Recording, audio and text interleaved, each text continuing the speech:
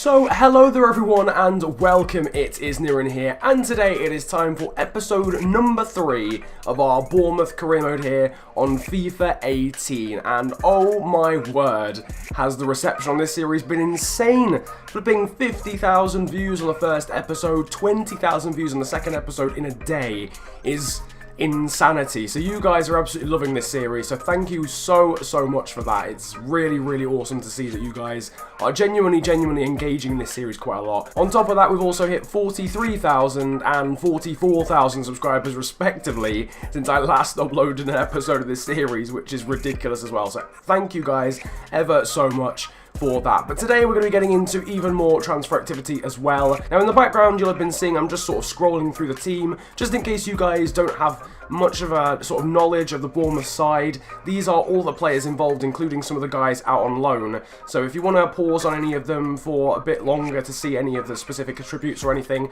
or their age or any information about them, then feel free to do so. You'll see we have got quite a bit of depth in terms of we just have a lot of players on our books, but some of the players don't have a huge amount of quality or aren't as good perhaps. So it's time for a little bit more training then. We already saw Rafinha and Ronaldo Vieira go up an overall last episode in training, and we've got a lot more attribute growth for both Lewis Cook and Ronaldo Vieira, who are now very close to going up to 72 and 71 respectively. So it's nice to see the youngsters doing well here in these training sessions. It is time for us to look at a right back, and I let you guys decide in the form of a vote as to which right back you'd like me to sign in this transfer window to replace, well, not to replace Adam Smith, but replace him in the starting 11. And you guys voted for this man here, Hertha Berlin right back, Mitchell Weiser, who happened to be the most expensive out of the lot.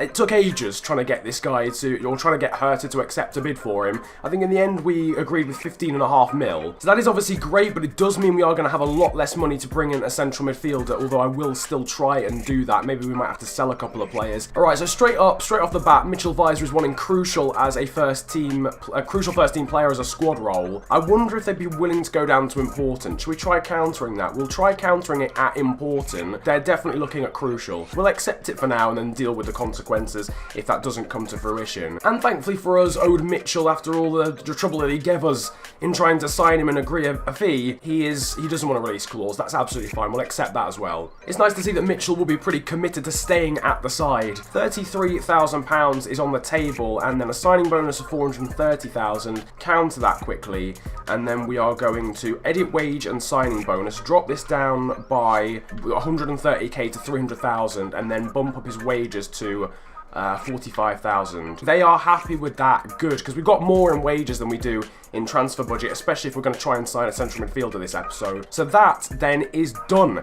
Mitchell Weiser of Hertha Berlin is the newest signing to this AFC Bournemouth Career Mode, and the best signing we've made in terms of overall, I do believe, as well. So the right back joins from German side Hertha Berlin, and he will be bolstering our defence massively. Mitchell Weiser, our new number 4, for £15 million. It isn't quite a club record transfer fee. Rafinha broke that in the last episode, signing for £16 million. So here he is, the man of the moment. 78 rated Mitchell Weiser comes in from Hertha Berlin. 23 years of age, is the right back / right midfielder, so he can play in that winger position if we need him, if we've got any injury crisis going on. We have beaten West Brom for a second time in a row. We beat them on the pitch last episode. We've now beaten them off the pitch by signing Mitchell Weiser instead. Let's take a little look at his attributes. Obviously he hasn't played any games yet. 4-star skill moves and 4-star weak foot. Did not realise that about him. Always knew he was going to be pretty pacey. 85 agility as well. Interception 75, that's not too bad. 74 on stand tackle, 74 on sliding tackle. Pretty poor marking though, if I'm being honest. So he is definitely going to be a more attack-minded right back, which is good for a team like Bournemouth. We do need a stable defence, so we might have to try and train him a little bit. At the moment, we've actually got £16.8 million, which is not that bad. Wages might have to be messed around with a little bit. We might need a little bit more than that in wages, but that is actually a lot more than I was expecting. So then it's time for the second game of our EPL season and the first of today's episode. We're playing Watford at the Vitality Stadium in this one. The squad is essentially unchanged apart from Mitchell Weiser. Our new signing comes in for Adam Smith at right back. That improves the side by an overall of +5. The rest of the side I'm pretty sure is exactly the same. Lewis Cook and Ryan Fraser remain in the side with King and Defoe up front. Also new signings Ronaldo Vieira and Ben Brereton are on the bench, so it's possible for them to make their debuts. Oh, look at this. Coming up next, And it's live. Two mid-table teams, realistically, perennially, in the last couple of seasons. That doesn't even make any sense, because I think perennially means, or perennial means forever, and then that's a paradox. Anyway, the referee's picked up the ball, and that means only one thing. It is time to get this show on the road. Watford got some good players here. Pereira and Andre Gray, obviously in the side already. Richarlison, who's a very high potential player. Andre Carrillo, I think they've also signed Susayeta as well from Athletic Bilbao in this save. Just quickly as well, I've switched the arrow off on the trainer because for some reason that was on. I don't know why, but you guys noticed that, so thank you for letting me know. I also need to change the settings though. Player, no, just the indicator. I don't need the player bar. Yes, cool. I know who's on the ball without having to look away from who's actually on the ball. Into Defoe. Fraser makes the run. Oh my god, it's in the bar. Oh my god, that wasn't even Fraser, it was Harry Arter. That shot from Harry Arter, first time striking the crossbar, and Watford are lucky in this one. That would have been flipping goal of the season had that gone. I think it was outside of the box as well. So we definitely had the better of the early chances in this game. The first 18 minutes hitting the crossbar with that fearsome strike from Harry Arter. That's Defoe into Fraser in a very good position. Can Fraser finish on his own? Yes, he can. Ryan Fraser, the Scotsman, with a brilliant finish there to give us a 1-0 lead at a pretty tight angle, I'm not going to lie, with his left foot. And he gets his first goal of this series after just 20 minutes here in this Watford game. Watford manager is not happy. He's not a happy man, is Mr. Silva. Watford probing. Back into Gray again. He's turned Nathan Ake. It's down to Cook. Weiser's been caught out. The tame shot from Carrillo is tame. The tame shot is tame, ladies and gentlemen. Fraser is causing Watford a lot of issues down this right-hand side. He's got the goal, obviously, as well. That's in to the back of the net is what it is. It's into the back of the net. I don't even know who's actually finished that one off. I think it's Josh King. It's Josh King. It's Josh King. The reason for the confusion there is that I was controlling Nathan Ake, and I was like, a man with dreadlocks didn't put that in. We're 2-0 up and Ryan Fraser now has an assist.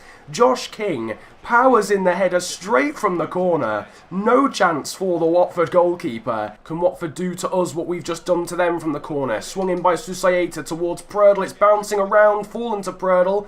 Out now to Doucouré. Forced back to Nathaniel Chalobah, and we've just about cleared the danger, I think. Here's Doucouré, now into Carrillo. There's a man down for us. Carrillo goes down in the area. It's scrambled around. Gray out now to Susayeta, and Gray finishes it into the back of the net. A little bit frustrating because we had a defender down for the majority of that move. Just couldn't get the ball away.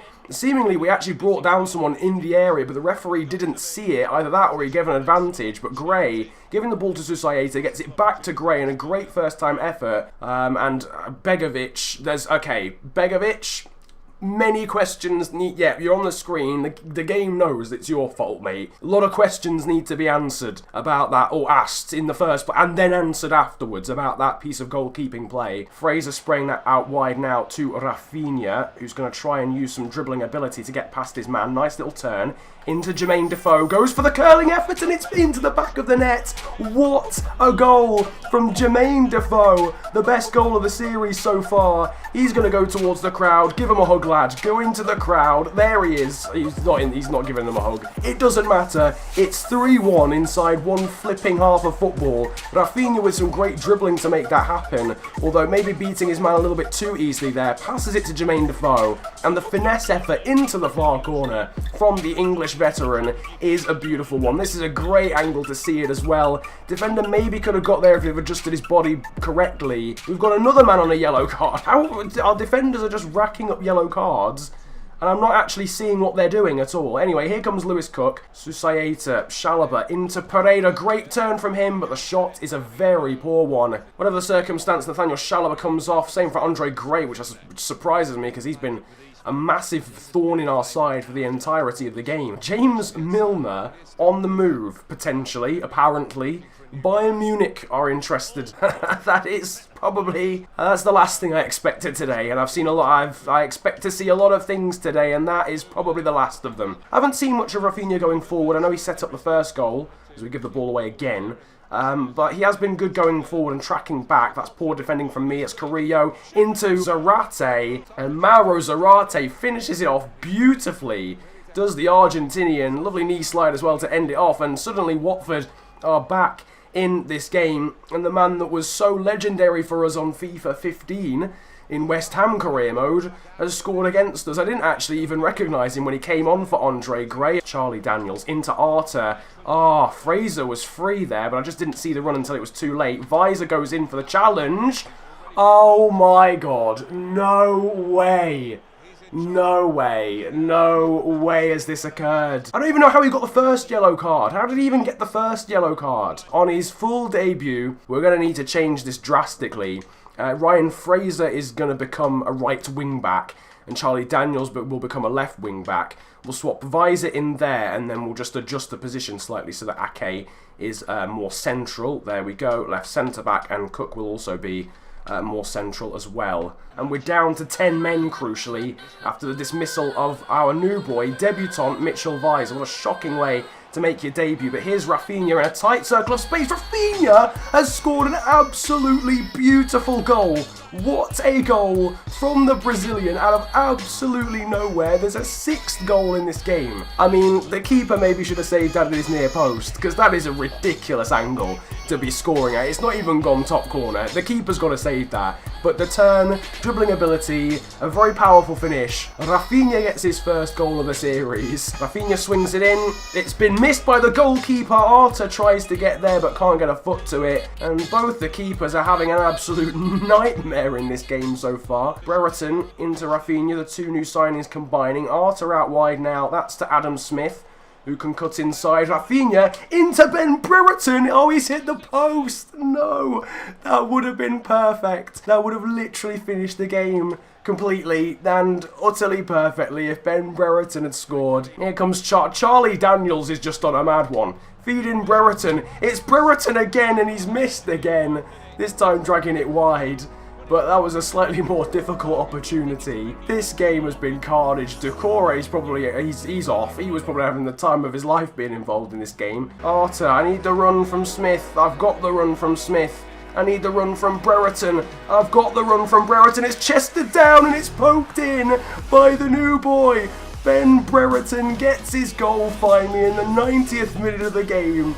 And it is 5-2 in what is only describable as the maddest fixture I've ever uploaded on this YouTube channel. He chests it down and flicks it past the goalkeeper, and it's been carnage from start to finish ever since Harry Arter hit the crossbar all the way to the 90th minute. It's been utterly outrageous, and Watford are still going for with Shawcross. It's over to Carrillo, and it's saved by Begovic. It's swung in, Begovic has gone for it, and he's claimed it, and that is the end of one of the greatest games of football you'll see on FIFA 18 Early Access. Incredible football match. And just to prove how even this game was, and just how unclinical Watford were, 9 shots to 10. Watford had more shots than us and the same amount of shots on target, so the Watford keeper didn't make a save. Here you can see the ratings as well. Man of the match goes to Defoe, 9.4s for Fraser and Rafinha, who ran the show in that second half, in fairness. Second bit of training then in this episode so far. More attribute growth for Ronaldo Vieira, but still not going up just yet to 71.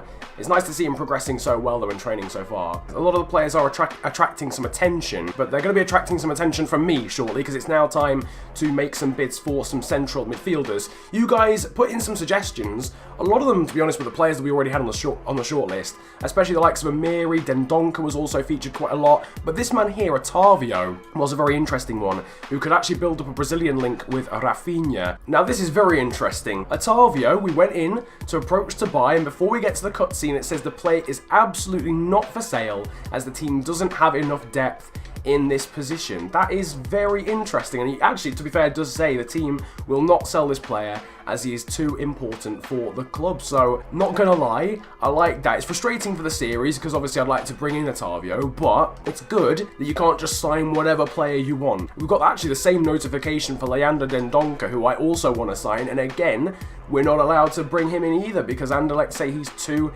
important to the side. So let's try and make a bid for some of these guys. It isn't going to be £1, we've been over that before. His current value is 11.5, so we want to try that. Now, Nadia Amiri, Hoffenheim Hoffenheim wants £16 million. We only have £16.8 million. So propose new transfer fee, and we're going to counter that down to 13 million. 14.1. Okay, we're getting somewhere now. Let's go middleman again. Look, we're sticking to our price tag. Okay, so they are playing hardball. So we'll accept that. £14.1 million. We'll go ahead with that. That's okay. All right, so the next player that we're going to look at is Vladimir Darida from Hertha Berlin. Again, someone who was suggested a little bit in the comment section and the type of player we are looking for, though he is 27 years of age. Going to offer a transfer fee ahead for this guy, and we're going to go for £12 million. The manager, I'm pretty sure, is the manager from Hoffenheim, and he's also the manager from Hertha Berlin, apparently, is not happy. Propose a new transfer fee, because I don't have that much money. I can't physically pay that much. So we're going to go for 15 mil. Okay, brought it down to 16.9 million pounds. 15.8, but not for less than 15. Well, you know what? No. Sometimes I just do this just out of argumentativeness, rather than actually like good negotiating, but regardless of that, that offer has been accepted. So 15.6 for Vladimir Darida. Final player we're going to try and buy now is Tony Vilhena from Feyenoord. I know Vilhena is a little bit better than Amiri and Darida before him, so we'll go in with we'll go in with 13 million pounds then. 18.6 million pounds is not happening. I'm sorry, that is not physically possible, I'm afraid. So if we edit the sell on clause and put that all the way up to like 20%, and then we propose a new transfer fee as well, it's going to have to be 15.5, isn't it, really? Well, you have a deal. Okay, that's interesting. So if we were to sell Tony Vilhena, they would get £3 million out of the deal if it's 15 mil, but obviously it would be a lot higher than that. So that's three players then that we've got bids accepted for. Vladimir Darida of Hertha Berlin, Tony Vilhena here of Feyenoord, and also on top of that, Nadiem Amiri of Hoffenheim, that you guys will now be able to vote for, or vote between even, in the shape of a poll in the top right of the screen. It is now down to you guys once again. I always like to get your involvement in this series when it comes to transfers, and out of those three, which one would you prefer me to buy? So it is now time then for our toughest challenge yet. Today we face Manchester City in the second game of this episode in the EPL. You can see a couple of changes to the side. Callum Wilson is in for the injured Jermaine Defoe. He should be back after this game, but he's too tired for it. Jordan Ibe also comes in for Ryan Fraser. I just want to give him some game time. And Adam Smith comes in for the new boy, but also suspended boy, Mitchell Weiser, after his red card on his debut. I've just checked my comments section between the first and second game, and apparently I'm pronouncing Brereton wrong. Apparently it's Brereton rather than Brereton. Looks like Daniels is slightly out of position. Walker's got the pace, obviously, that's back in towards Jesus. Great first touch from him, but a good block from Steve Cook, and it can be brought away by Lewis Cook. Yeah, that was a great first touch. It just completely took me by surprise. I wasn't expecting that at all. Here's Josh King, now over towards Jordan Ibe, who's called Jordan for some reason. That's a great ball through, though, towards Josh King. Up the other end, can he score? Yes, he can. And Josh King gives us the lead here. What a goal. Well, I mean, it's not an amazing goal. What a counter-attack, should I say, from Josh King. His third goal of the series, and we're 1-0 up against City after they almost scored themselves with Jesus. Steve Cook saves us, and it's a lovely composed finish into the far corner, away from Claudio Bravo, who's actually in goal, rather than Edison. It's starting to beg the question, we're on Legendary, do I need to play around with the sliders, potentially?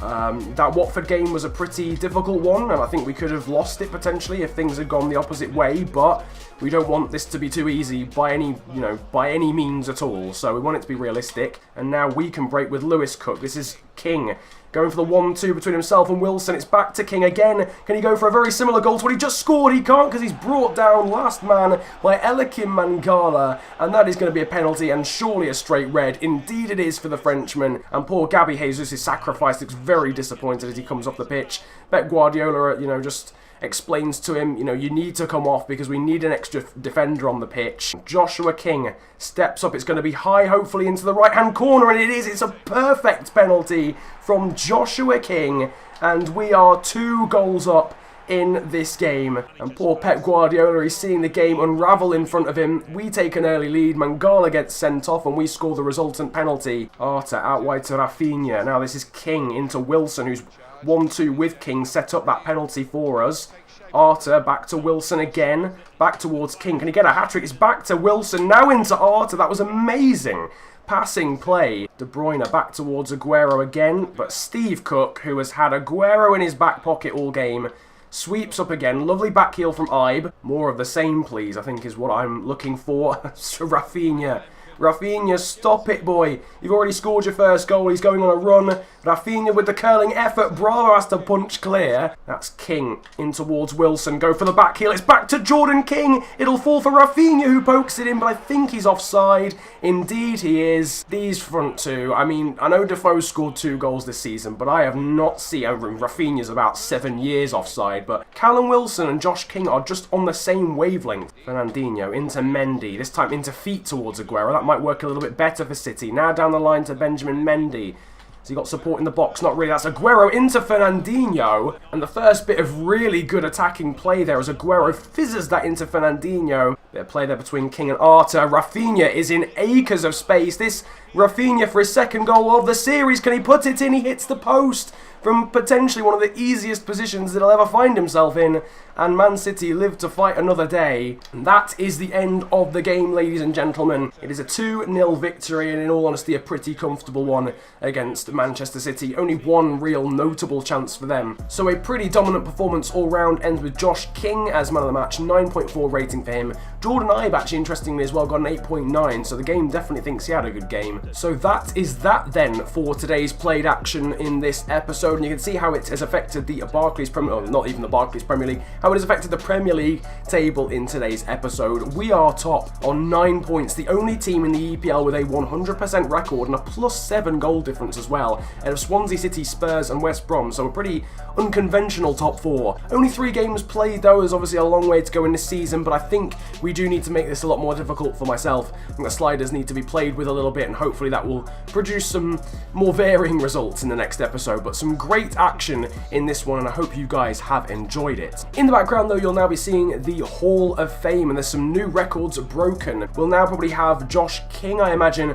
at the top of the goal scoring record, but our new youngest goal scorer and new youngest player is Ben Brereton. After that, well, his debut against Watford, and then his last minute goal against Watford to make it 5-2. So that is basically the end of today's video. Don't forget to vote on which attacking midfielder or central midfielder you would like me to buy in the remainder of this transfer window. We've got about 5 days left. I want to definitely bring in a central midfielder, but I would like to also bring in a couple of depth players as well, a couple of English youngsters, a couple of youngsters from across Europe potentially as well. So you'll see a lot of transfer activity next episode, as well as deadline day, and hopefully another 2 games in that one as well. If you've enjoyed this episode though, then make sure to slap a like on it and subscribe if you're new to the channel. I would really appreciate it if you could do that, because it really does help me out at the start of a FIFA game cycle, and the growth recently has been utterly insane. If you want to follow me on social media, you can do that as well. My Twitter will be on the screen. It is @theofficialfng, and links to that are in the description, along with my Instagram, same handle over there, @theofficialfng. Links to that are there as well. But it has been an absolute pleasure ranting at you guys today.